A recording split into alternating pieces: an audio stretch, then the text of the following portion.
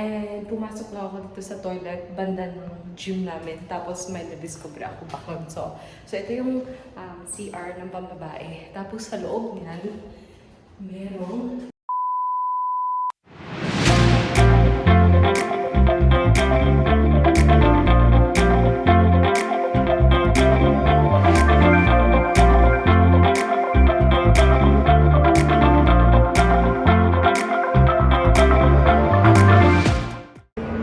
welcome back to another Airbnb tour. So, let's get started! As I've said, this video is another Airbnb tour still here in Dubai.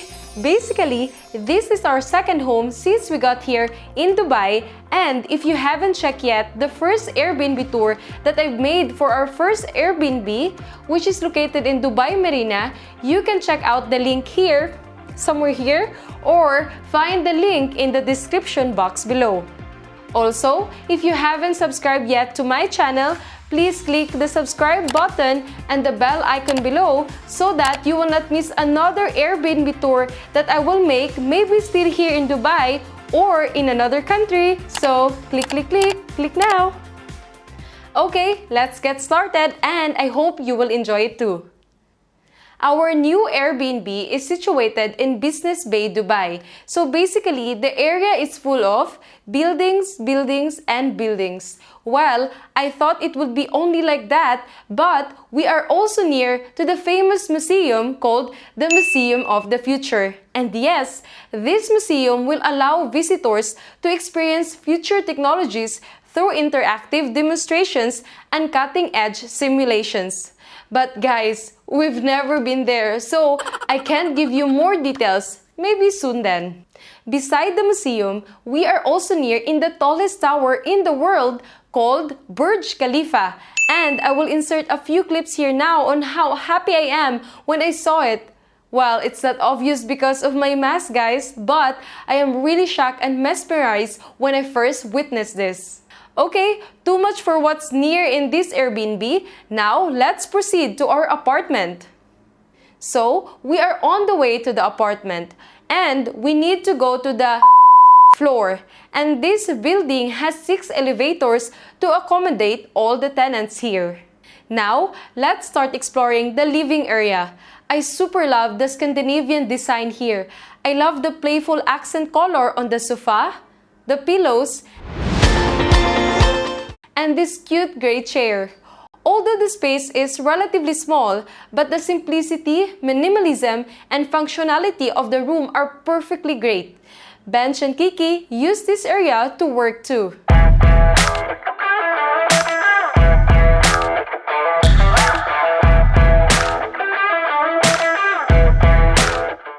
Now, let's move on to our open kitchen bar, or kitchen open bar, or bar open kitchen, whatever you call it. Well, this is so cool, but it's so small for us to eat here. But I will show you guys where we eat, which we all have a fantastic view. Anyway, let's go to the kitchen area. The kitchen is fully equipped, which is convenient. It has a standard sink, complete set to cook like knives, pans, plates, glasses, and gas burner cooker, oven, microwave, and full-size fridge. Now, let us now go to the 2 rooms in this apartment. At the first stop, we have our room.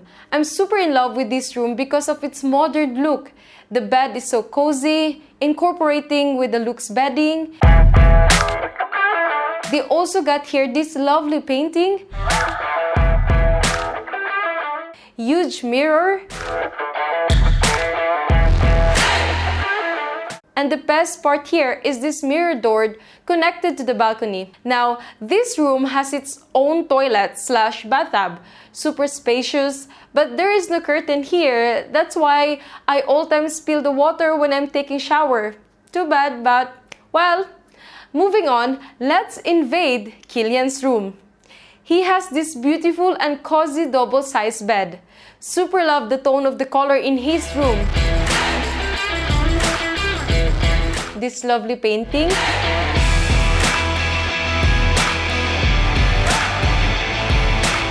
A mirror and a drawers. he also has his own toilet slash shower room as well. The same as ours, it is spacious and has a modern design too. And to tell you more about the toilets, these apartments make sure that it will all accommodate whoever needs to do his business. That's why the owner of the Airbnb decided to add another bathroom which is facing in the kitchen part. Now we are done inside the apartment. Let's now go to my most favorite part. Oh well, I always say it's my favorite part to each space inside the apartment, but I promise you the next one will be your favorite too. And what is it? No other than our balcony from Kiki's room.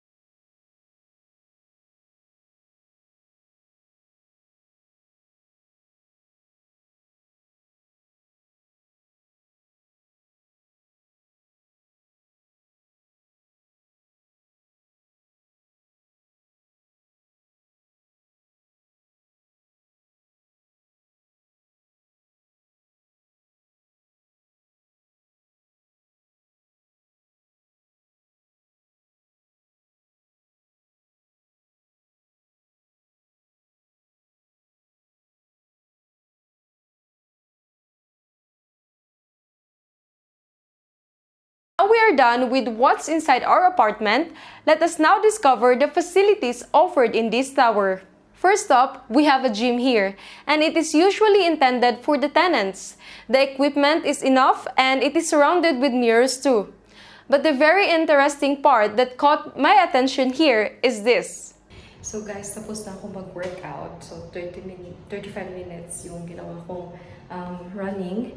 And pumasok na ako dito sa toilet, banda ng gym namin. Tapos may na-discover ako bakon. So ito yung CR ng pambabae. Tapos sa loob niyan, merong steam room, tsaka sauna.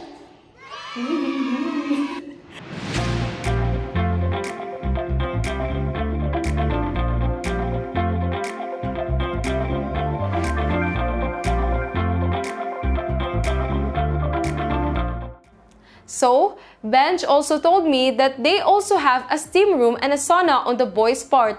So cool, isn't it? Okay, for the grand finale, let me show you the... can you guess other facilities that this apartment could offer? You get it right. They have a gigantic pool surrounded by unique buildings here, which adds a nice ambience too.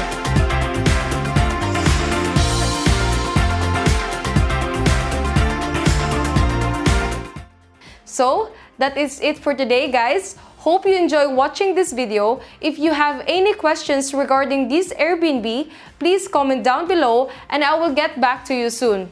Also, don't forget to like, subscribe, and hit the bell icon below, guys, so that you won't miss another Airbnb tour like this. Thank you for watching and see you soon.